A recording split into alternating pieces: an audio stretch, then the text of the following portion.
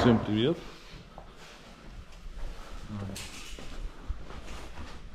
Такой вот камин построили, очень большой.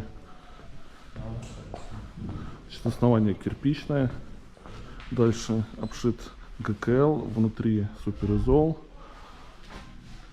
каркас сделан.